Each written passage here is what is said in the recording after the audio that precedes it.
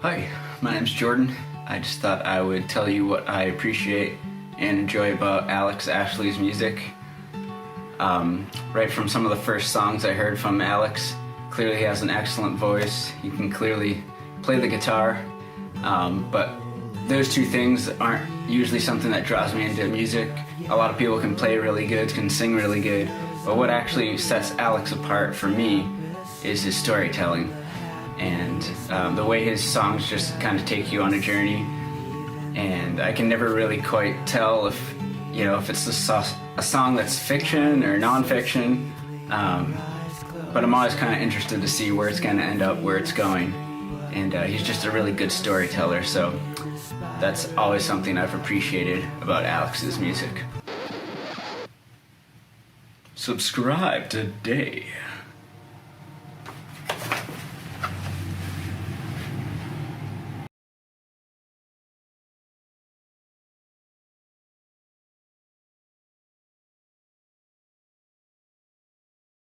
Just realized my mic wasn't on. I don't know if you could hear that, but welcome everybody. Hope everyone's doing well. Gonna play some music tonight for the next hour. Hope you guys are down to hear some original songs, and we'll dig into our theme here in a minute. But I'm gonna play this song for you first. Get us started.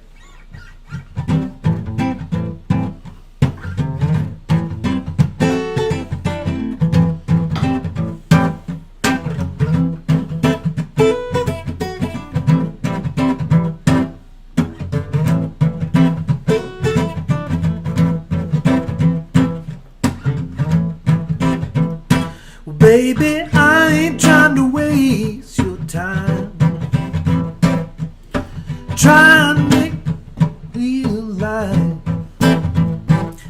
And I'm probably gonna cross some line. Trying to help you realize that sometimes you gotta testify. Sometimes you gotta shine your light. I ain't no preacher, baby, I ain't no saint. I ain't about to tell no lie.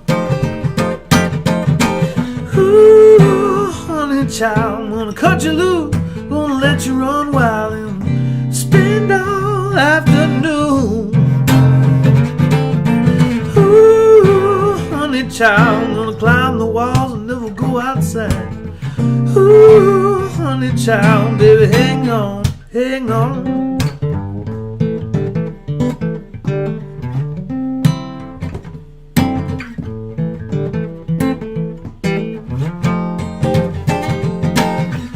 I can tell that you've been hurt,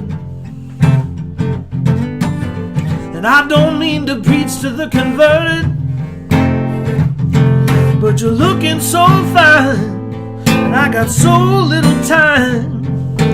I sure hope this song is worth it. Said, ooh, honey child, gonna cut you loose, gonna let you run wild and spend all afternoon. Ooh, honey child, I'm gonna climb the walls and never go outside. Ooh, honey child, baby, hang on, hang on. Said, ooh, honey child, cut you loose, gonna let you run wild and spend all afternoon. Ooh, honey child, I'm gonna climb the walls and never go outside. Ooh, honey child, baby, hang on, hang on.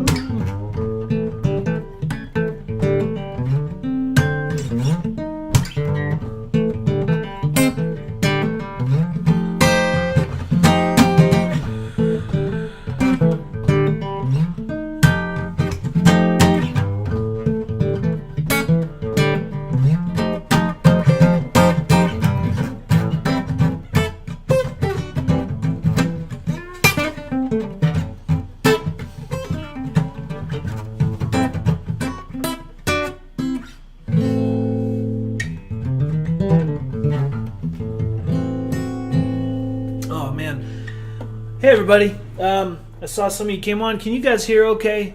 You can see me and all that? I'm still working out the kinks of trying to do this new format, so I just want to check in.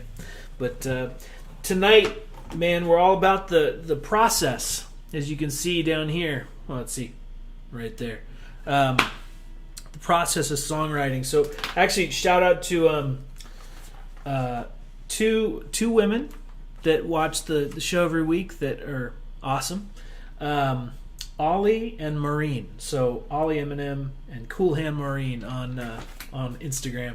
But they both suggested this theme. They said, "Man, tell us about the songwriting process. What is it like? To go from start to finish." And anyway, I thought that made a great theme to go through. So it's interesting because songs start different ways. Depending on where you get an idea from. So I was just thinking today that, it's interesting, like, it can start with a riff. It can start with, just a chord progression that maybe rings out in your ear. It could start with a lyric. Maybe you come up with a line, you think, man, and I've done that. You come up with a line and then you think, man, I got to write a whole song around that one line just so I can use it. And then obviously just the loose concept, maybe you just have something you want to write about and express yourself on. An experience, it could be, something that's happened in the world, I don't know. But I'm going to play you a song for each of those categories tonight that I've written. This is my original song. The song that you just heard, Honeychild, started with that, just that groove.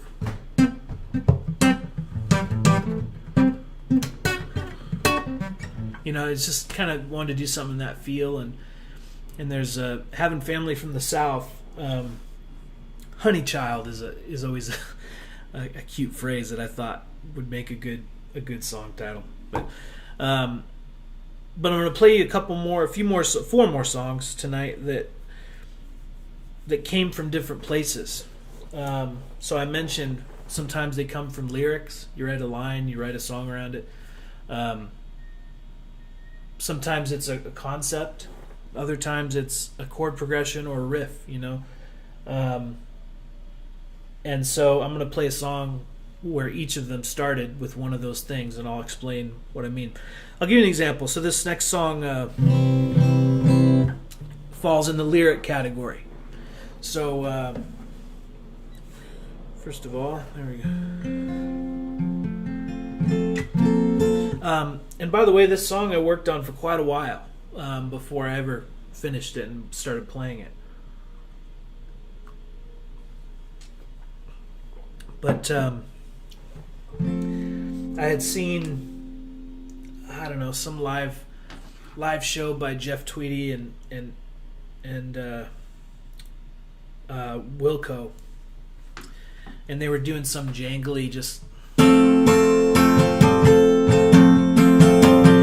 just some kind of jangly acoustic rhythm part, and it just, I thought, man, that would be super cool to do something in that style, and then kind of build a story within that framework. And so I remember I was driving, I was playing a lot of gigs and covering a lot of miles a few years back, and probably 5 years ago, and the first line of this song came to me while I was driving, which is, blaring Paint It Black in her daddy's Cadillac, she drove on down to Salinas, she ain't ever coming back. It's not emotionally deep or anything, it's just, I thought it was a cool line, everybody knows that song and you can picture it, and so that was the start of this song. It wasn't a riff, it wasn't a progression necessarily, it was that. It was just finding a line that I thought was kind of cool, kind of a, and then immediately I started thinking, well, wait a minute, a line like that, what atmosphere could that style of songwriting survive in? And then I saw this Wilco and Jeff Tweedy thing, and they were doing some, jangly guitar part, and I thought, that's it. So I paired them together, and that's how this song started. And I'll play it, and you'll understand kind of what I'm talking about. It was called Coretta.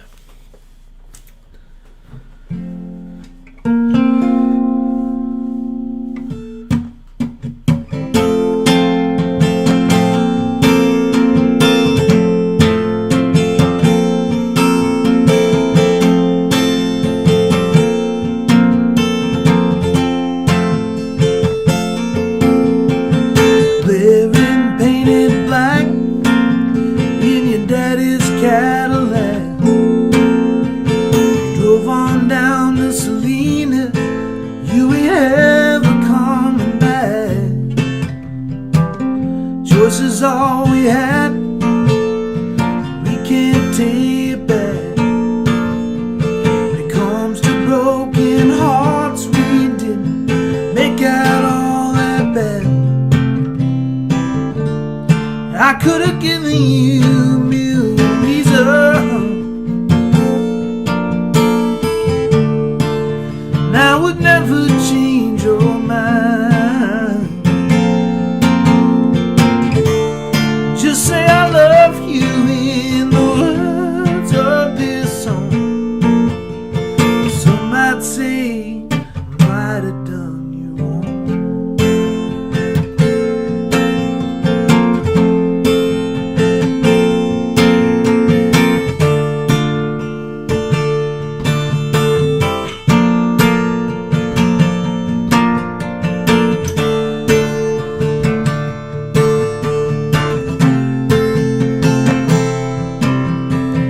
Some things never change, so down to stay the same.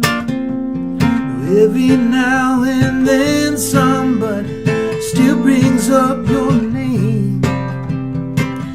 Heard you found a love, Lord, I hope it was enough.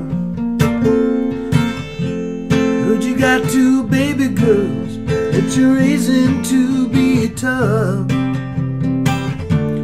I could have given you a million reasons.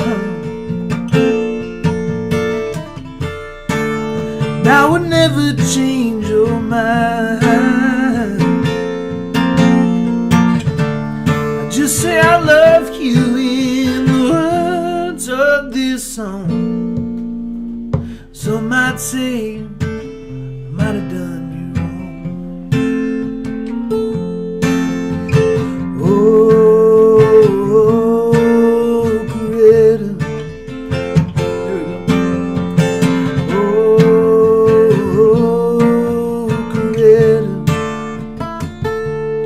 Good thing you love me. Could you stay all the way?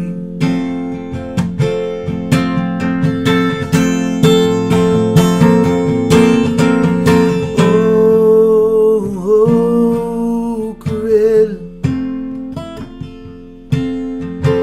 Oh, Coretta. Good thing you love me. Couldn't you stay all the way? All the way.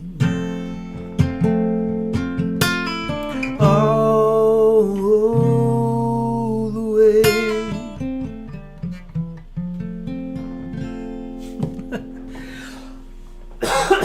Excuse me, man. Here we go. I'm just gonna turn the mic down a little bit. It just seems a little hot. Yeah. So I wrote that first song based on sort of a riff, and then I wrote that second song that I just played for you based on kind of a line. You know, the first line of the song. I thought, man, this sounds like the beginning of a story. You know, let's tell it. And there's some parts in there that are true, and parts, like Jordan said in the intro, parts that are true, parts that are false, and it's anybody's guess but mine which one is which. So yeah, so that's another example, you know, of 2 songs, different styles that started from 2 different places. And that's the way it is with songs sometimes, you know, you never know. It's sort of like having a seed and not having them labeled, and you're like, boy, I wonder what's going to grow, you know? And you just see what happens. You plant it and hope it grows, and if it does, you find out what it's going to be once you plant it. Yeah. By the way, in the comments, I'd love to hear how everybody's doing, what you're drinking, what you had for dinner, and most importantly, tell me what I don't know. Tell me things during the show that you want me to answer or or anything like that. Any questions you have, feel free to ask.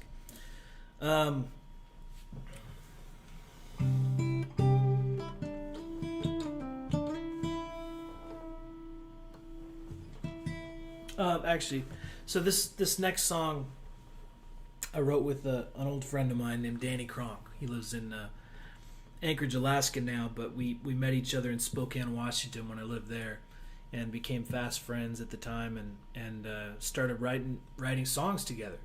The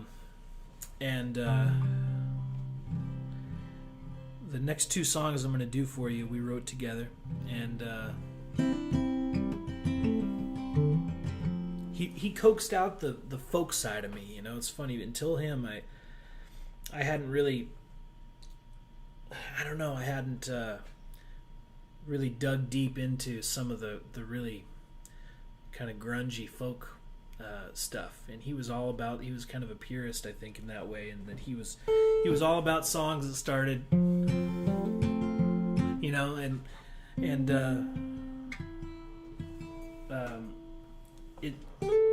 it changed my songwriting for sure.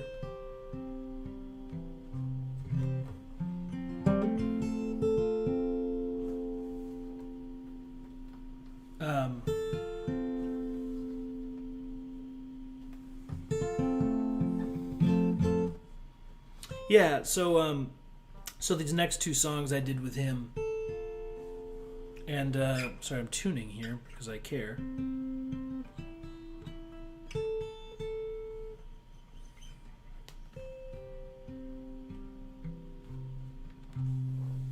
There we go. Yeah, anyway, next two songs I'm going to do, I wrote with Danny, and they're special songs to me, but this next one really came from a progression. So we covered, I told you, songs can come out of anything. You know, it could be a line like Coretta, blaring Painted Black in her daddy's Cadillac. That was the start of the song, and then I had to write all this stuff around it just so I could use the line I wanted. And then Honeychild started with that riff, you know, and that sort of vibe. So here's an example of a song that started with a chord progression.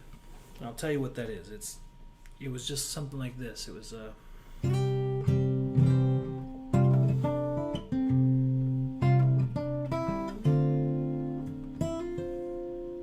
so it was just a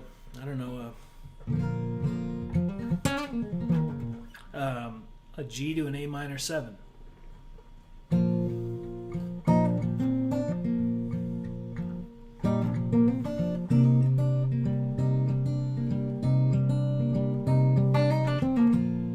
So that was the progression. I said, well, what's the song going to be about? And Danny had moved from, where was he from? He'd moved from Rawlins, Wyoming, I believe it was, and had some you know, axe to grind against that town or something, and just small town, never cared to really go back and live there, and he started singing this line, how many miles of highway until I'm gone. You know, he just had this cool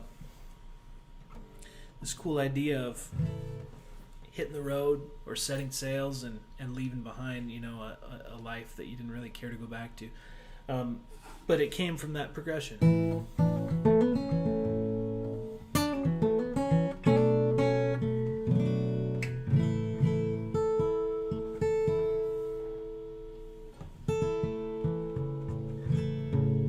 Anyway, I'll play it for you, and then if you have any questions or anything, what do we got here, by the way, in the comment box?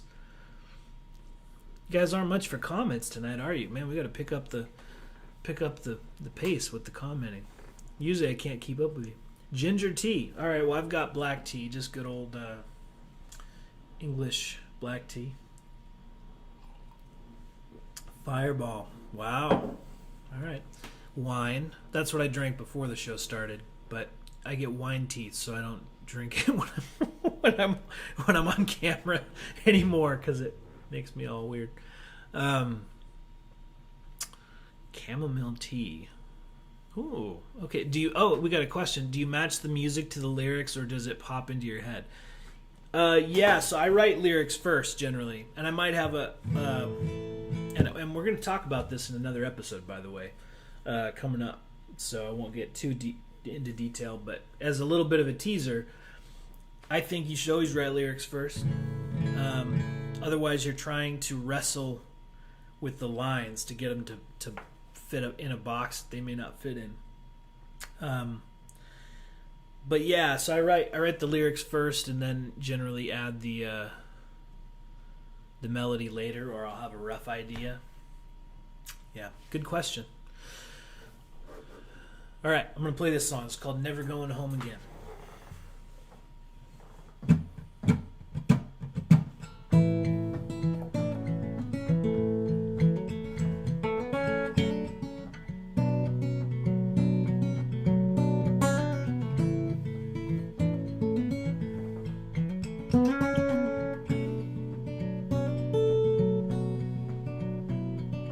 How many miles of highway until I'm gone?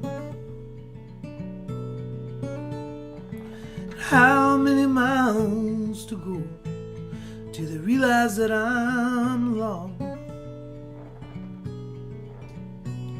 Come daybreak, I'll be crossing that Corin County line.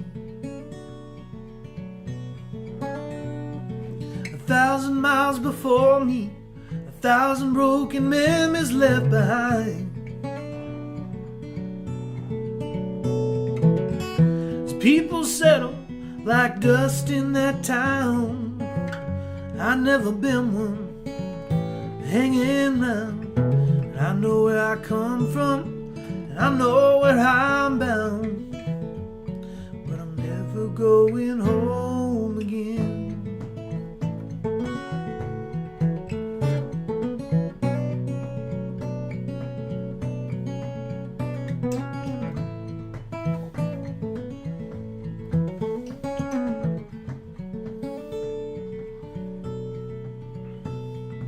Riding these rivers and rail till I finally see,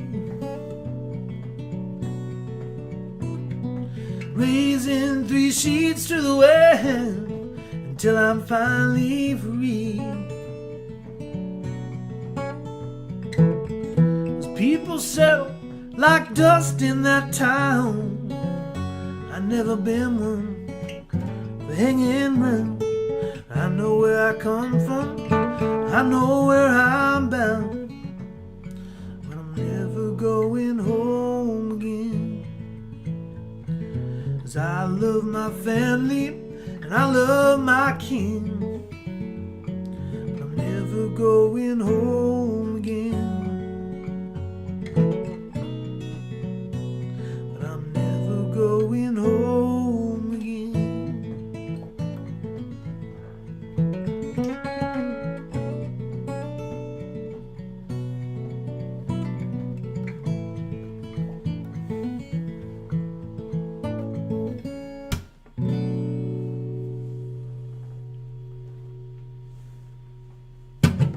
All right, so that song was written around that progression that you heard. That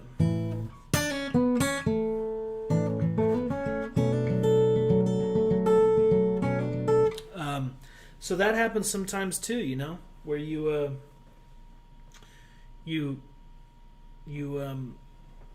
just you have a progression that works, it sounds good, and you end up going with that and writing around the progression a little bit, which is the opposite of how I usually write songs. Thank you guys, by the way, very much for your kind comments. I appreciate that.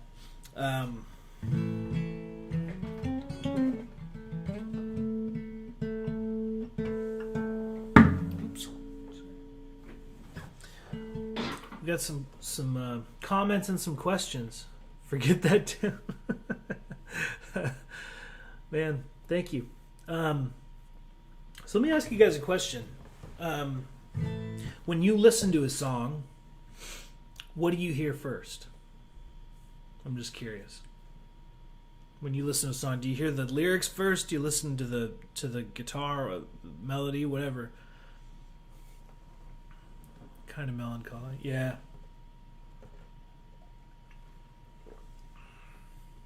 Ooh. Dale Lewis in the house with the best question yet. Got a parking lot outside my window here. I keep wondering like who's shining their lights on my window.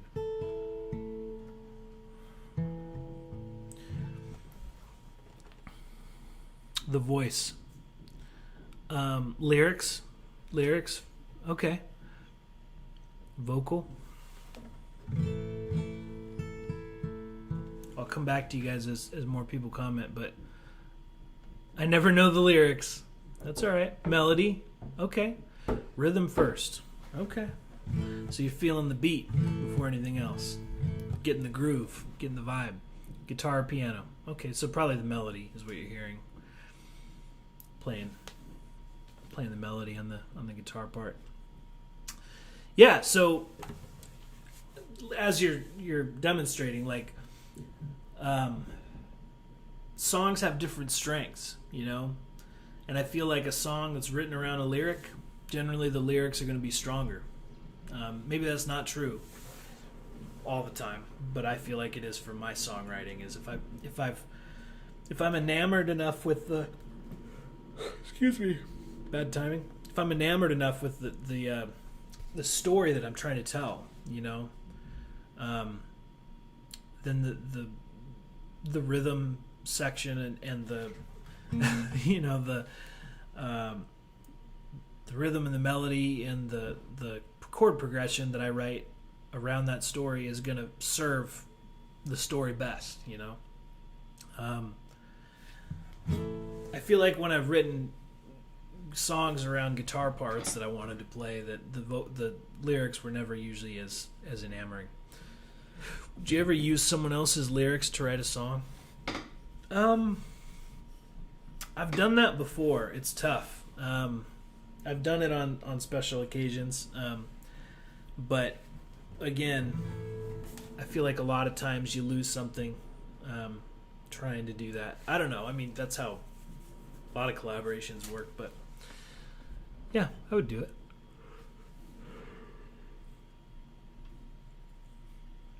Excuse me, man. I didn't sleep until 3:00 this morning, so I'm burning the candle at both ends, guys. Party animal over here. Okay, so as you can see, and thank you, by the way, Dale, for the nice comment. Your music is heart-touching. I appreciate that. You asked a question, Dale. How much of the process is heart-motivated versus thought to public acceptance? That's a good question. I've never been in a position where I had to write a song, because I mentioned, right, sometimes it's a riff, lyric, chord progression. I've never been motivated by someone else's expectation. So no one's ever come to me and said, hey, we need you to write a song, you know, in this key, you know, for this thing, or hey, this artist needs a song that sounds kind of like this. Like, I've never been able to do that yet. I'd love to. I'd love the challenge, but I'm not really in a position where I have to care about public acceptance, so I don't. I will say that there's been a couple of times where I wanted to challenge myself to write a song that I felt could be commercially viable. In particular, favorite song is that way. So that song I do, the shut out the world tonight, oh, your favorite record's on. That song I did because I wanted to write kind of a modern country song, but I wanted to do it better. I was like, hey, it'd be cool to do something that could play on country radio, but that isn't so twangy and just stuck in that box of, you know, what basically all modern country is.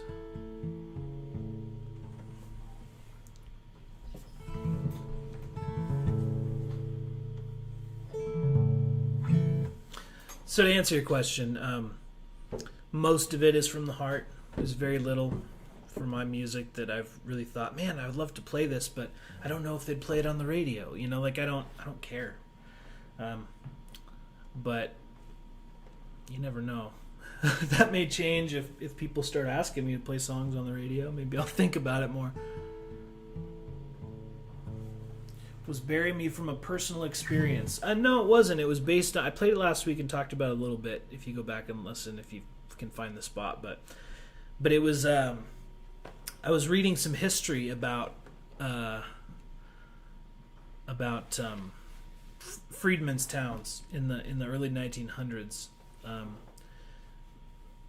People released from slavery would go and start their own communities, you know, and in these all black towns. And to I believe to this day, Bully, Oklahoma, as one example, is still a town. But yeah,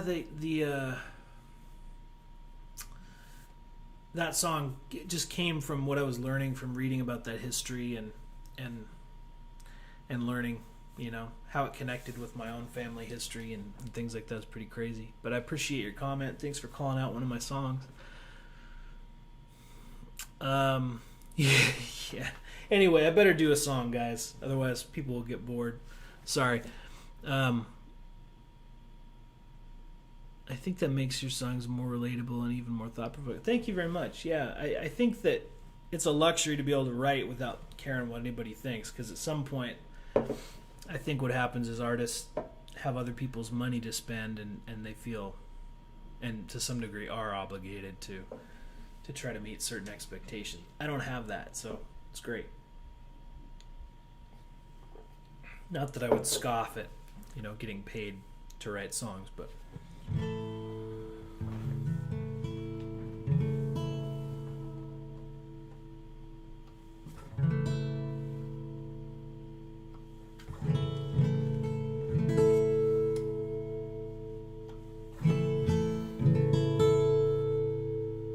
Sorry, guys.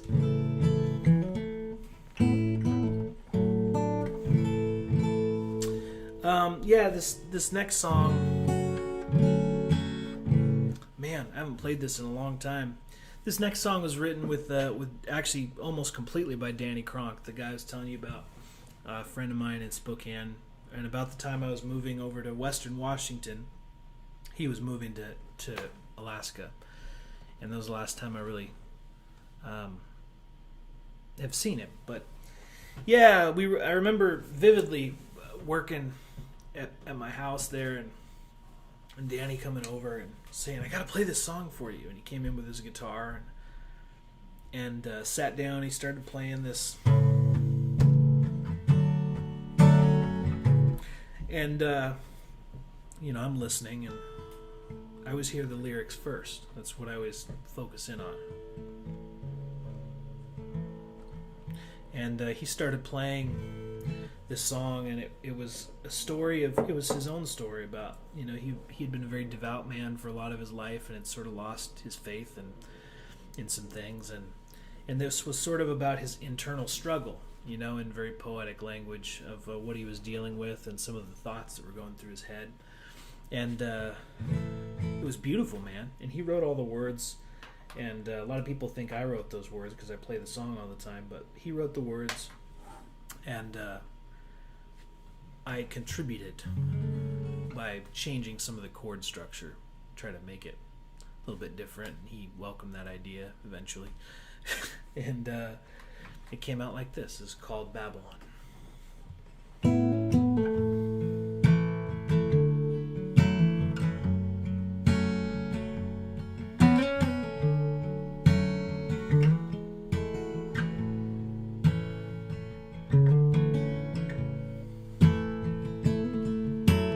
Noah told his brother to get up onto my boat. I guess I should have listened to all those words he spoke.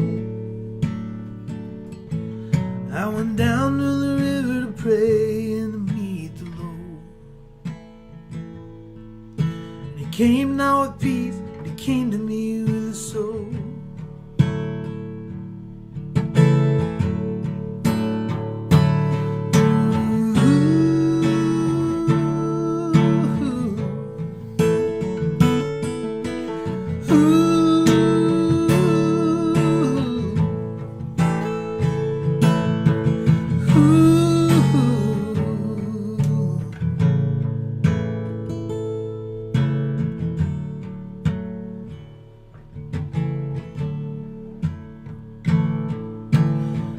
Moses told Pharaoh, let my people go.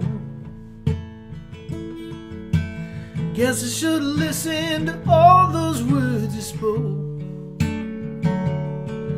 Now the river's flowing blood down here in the name of the Lord. He came not with peace, but he came to me with a soul.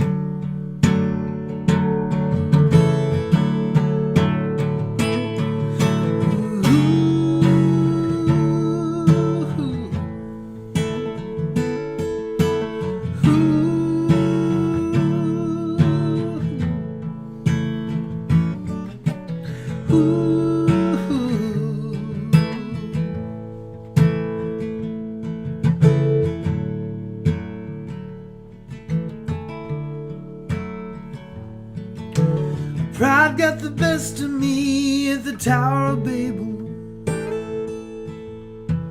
Guess I should have cursed with confusion there for being unfaithful. Rivers flowing blood, it's not that I don't care.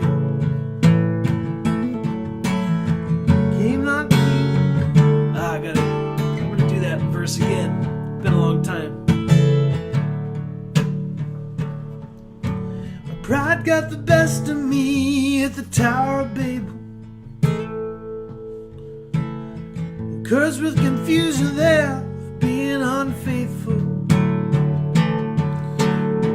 Rivers flowing blood and it's not that I don't care.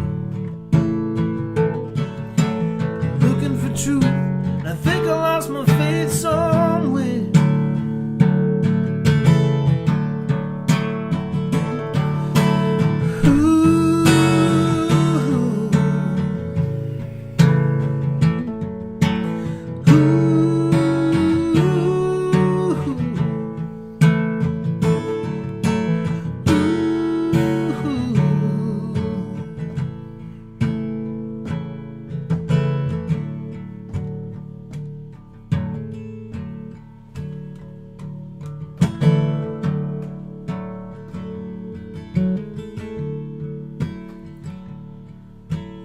Noah told his brother to get up on my boat.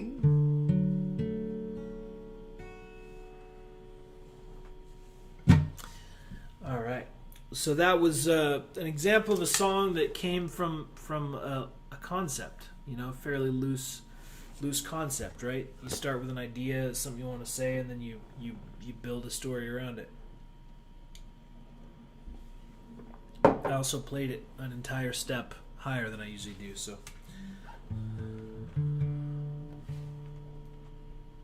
there we go.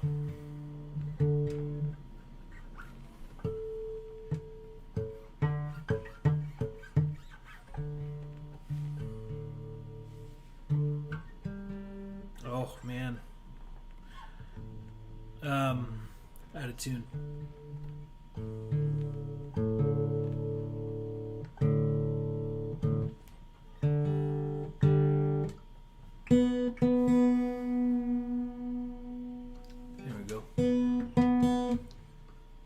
Thank you for the kind words, too. There we go. Yeah, so what have we covered so far? Let me see here. You guys are asking about the process of songwriting. Yeah, so I played you Honeychild, which started with a riff, and then I played you Coretta, which started with a lyric. Never Going Home Again started with a progression, chord progression, and then I played you Babylon, which started with a concept. So you see what I mean? Sometimes you plant the seed, you don't really know what's in there until it starts to do its thing, So one of the things that somebody asked a while back was basically like,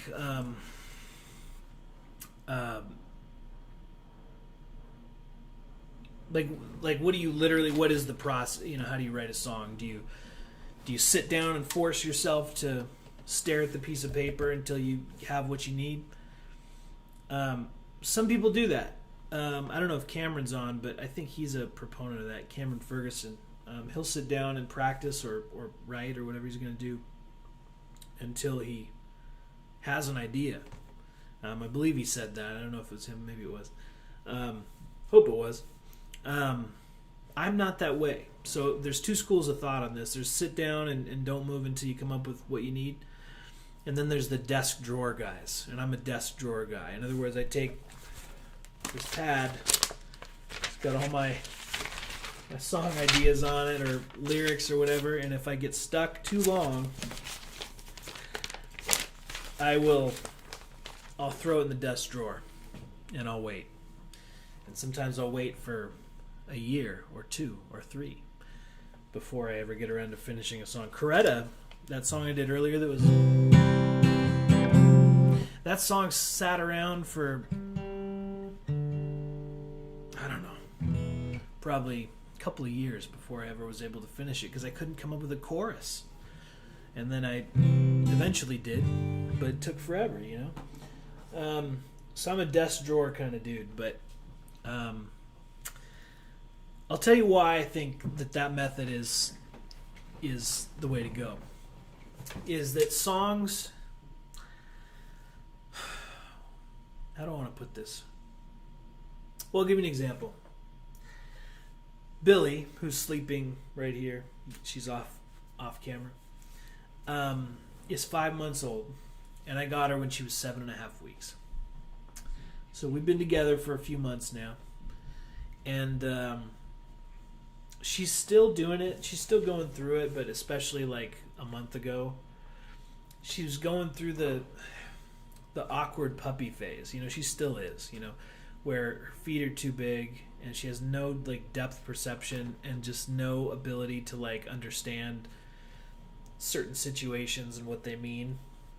And so she just goes head on into like a wall or like trips over her own feet or like jumps in the face of the wrong dog, and it's hilarious to watch. And it's super awkward because she doesn't understand, like she's trying to figure it out. It's like watching a newborn deer, you know. But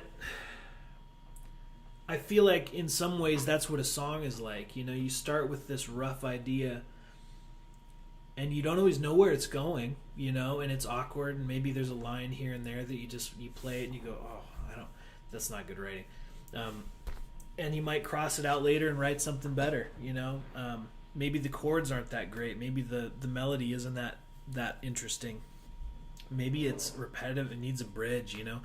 Songs can be awkward, and it takes a while for them to get their feet under them and kind of do their thing. You know, it takes time. So, in my opinion, a song has to mature a little bit. And that's why I feel like forcing the process sometimes is not the best way to do it. But that's just my personal, you know, preference. In case you guys are wondering, also, this is my chair. I don't know if you hear that? But that, you know, that's my personal preference of how I write. As I like things to percolate a little bit longer and give myself the opportunity to come up with a better idea, you know, and try to top myself when I'm writing. Yeah, so I've got about one more song left, and then I'm going to be done for the night. So if you guys have anything that you want to talk about, tell me now.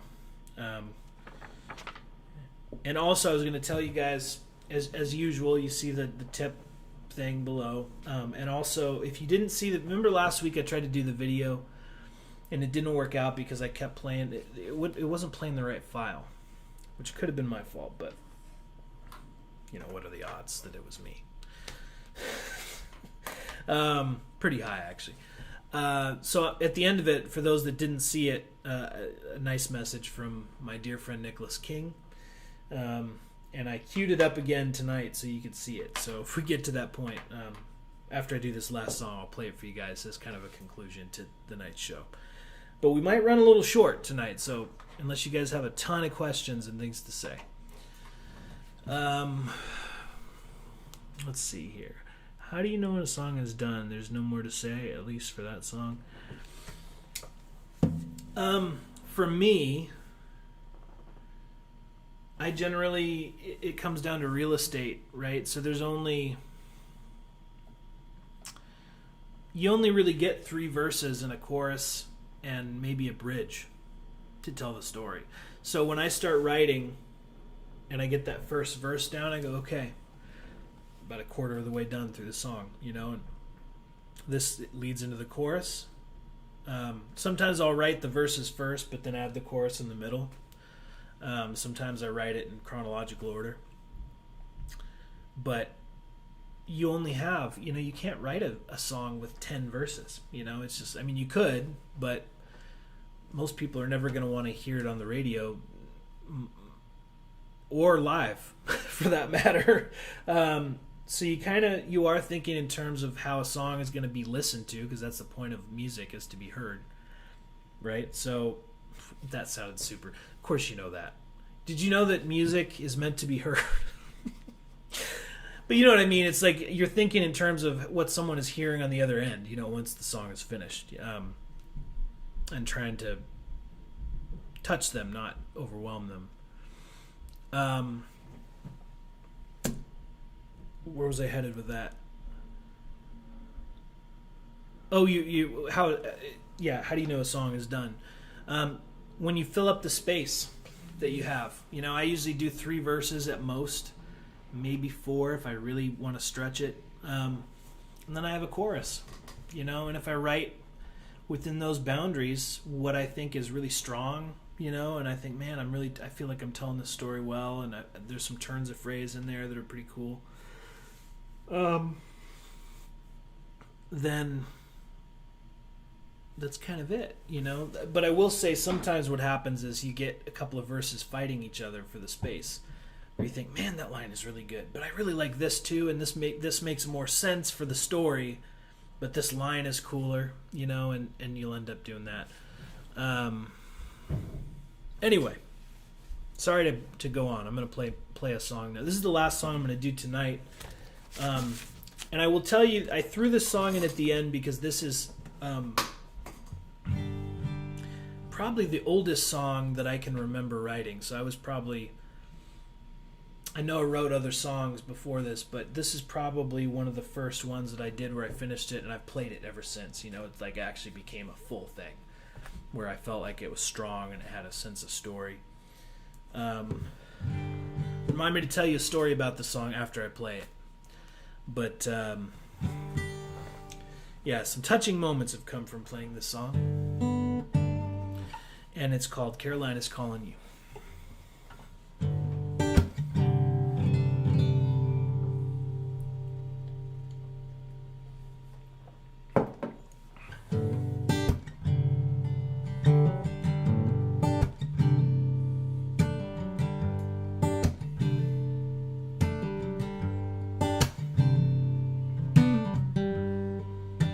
You've been running around,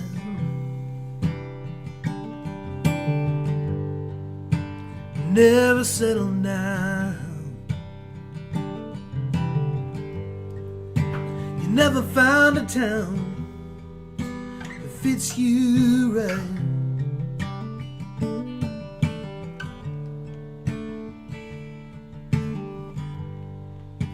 Been out there on your own,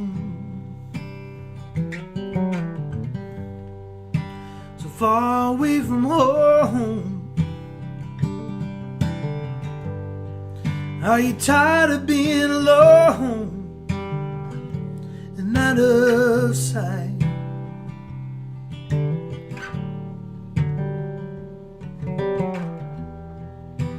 Can true love contend with the allure of the road? I know your heart's been heavy, but I'm sure that you've been told.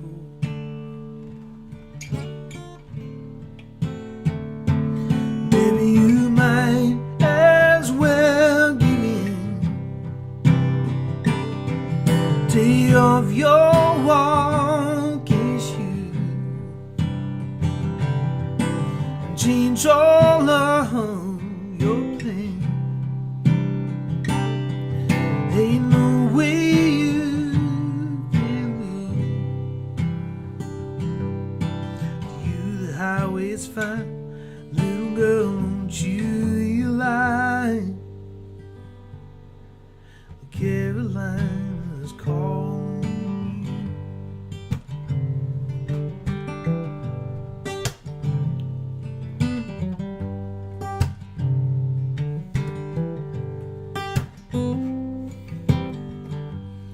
That old train went down the track. It never did look back.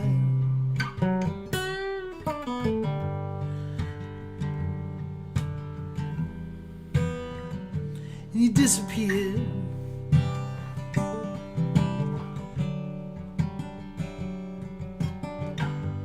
I've seen all your highs and lows, things that you never meant to show. Oh, and these are words I know, but you hate to hear.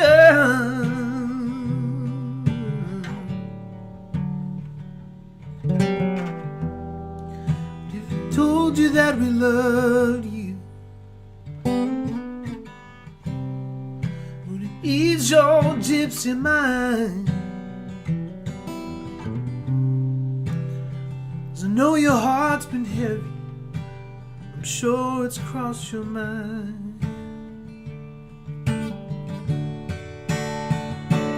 Baby, you might as well give in. Take off your walking shoes, change all of your plans. Ain't no way you can lose. You, the highway's fine, little girl, won't you lie? The Carolina's calling. The Carolina's calling you. Carolina's calling you.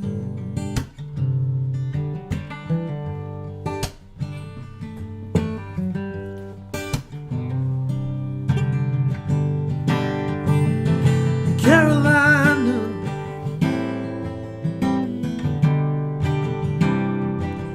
oh, I miss you, babe. Carolina,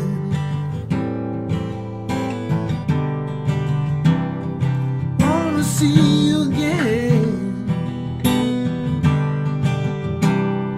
Carolina, Carolina,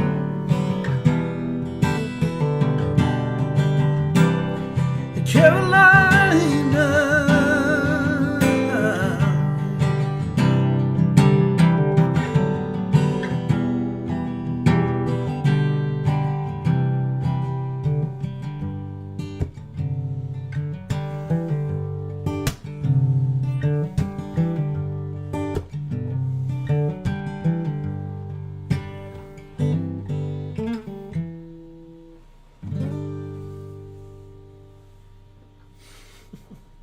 Wrote that one a long time ago, guys. Man, thank you so much for tuning in again this week. I really appreciate it, and it's been fun, to get to play some music for you guys. I appreciate that you guys remember songs too. Calling out some originals, man, that means a lot. So I don't know. I guess let's see. Do we have anything else to talk about for this week? Or are we done? I think we're done. Some of your followers are there. Well, that's good to know. I'll definitely come out and play for you guys sometime. I've always wanted to go to the Carolinas.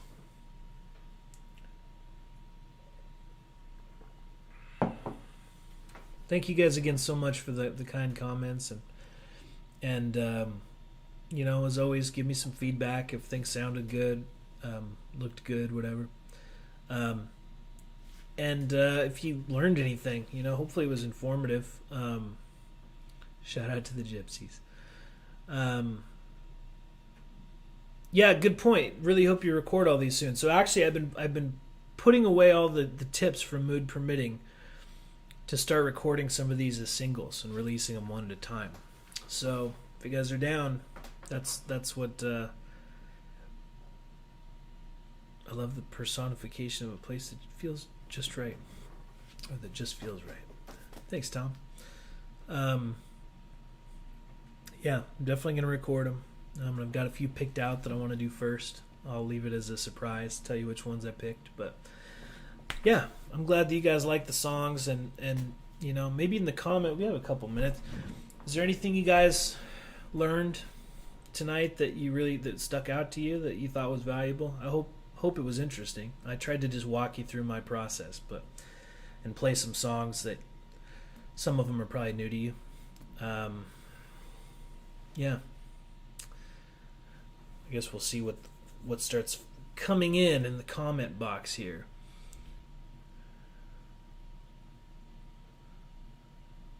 Oh yeah, no. So good point. Are you doing a show on studio stuff, like the recording process? Yeah. So actually, let me see when that is. It's in well, it's sometime in January. I'll look it up.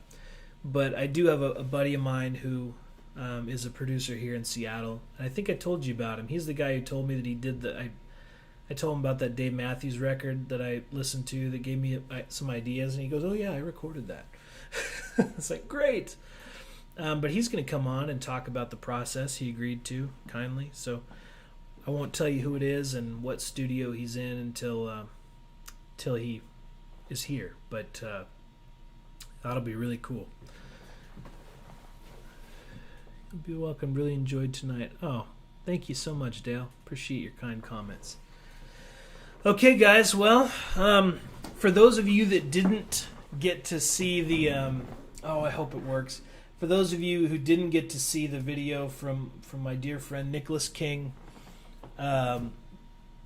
wonderful jazz artist. The guy's, he's ridiculous, man. He's been on the Tonight Show like 2 or 3 times, and in the Leno days, and toured with Liza Minnelli for like 10 years. Was on Broadway with a bunch of people. He hates when I brag about him, but it's just so cool to me that he's had those opportunities. So he's got an album coming out. But anyway, I just wanted to replay it, since last week I tried to do it at the beginning and it glitched up on me. So I'll leave you with this. I'll let Nick say goodnight, but thank you guys again for tuning in and for participating and for enjoying the songs. All right, everyone. Hey, everybody, it's Nicholas. Here we go. Hey, everybody, it's Nicholas King coming to you from New York, and I'm here to tell you how ecstatic I am that Alex is back with Mood Permitting, back on the social networks, mainly because he's promised me a lot of money in Taco Bell gift cards, and if that ain't an incentive, I don't know what is. I mean, those Dorito Locos, you know, it's like the Dorito shell with the ground beef on the bottom. It's so delicious. But I digress. Alex is a very annoying man, very frustrating, just depressing human to be around. But, you know, I like Taco Bell, so, you know, you do a lot of things for money, you know, it's really what we're doing. No, I'm 100% kidding. I love Alex very much as a friend, as a musician. He's somebody that I admire so very much, and I'm thrilled that he's back doing his shows because, you know, I've been doing my show. Alex, you know, gotta tell you, I've been hoofing it, you know, every week, every single Wednesday night with my shows, and it's been peaceful that I'd have to put up with you and your promotion and tell everyone how amazing you are. But now that you're back on the air, I'm going to have to promote the heck out of you and tell everyone how much I think you're terrific. So welcome back to the airwaves, and I can't wait to dive into these concerts. You've certainly given me and my family wonderful music week after week that we have missed, and I'm certainly thrilled that you're back. Anyway, I love you. I send you big hugs, socially distant ones, of course, and I can't wait till we can get together to make actual music in person together. In the meantime, stay well, stay healthy, and I'll see you soon.